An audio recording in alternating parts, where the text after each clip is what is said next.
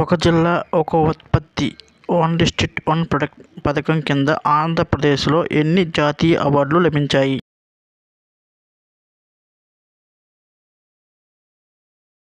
Answer 10.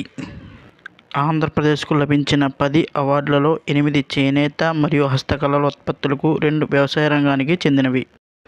Vizianagaram జిల్లా నుండి one district one product award పొందిన ఉత్పత్తి ఏది?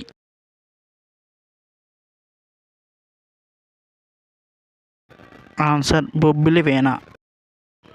కాకినాడ జిల్లా నుండి వన్ డిస్ట్రిక్ట్ వన్ ప్రొడక్ట్ పథకం కింద అవార్డు పొందిన ఉత్పత్తి ఏది?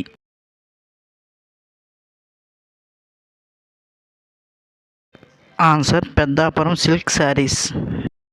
శ్రీకాకుళం జిల్లా నుండి one district one product award పొందిన వ్యవసాయ ఉత్పత్తి ఏది?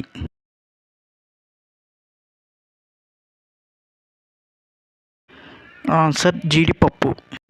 వెస్ట్ గోదావరి జిల్లా నుండి వన్ డిస్ట్రిక్ట్ వన్ ప్రొడక్ట్ పథకం కింద అవార్డు పొందిన ఉత్పత్తి ఏది?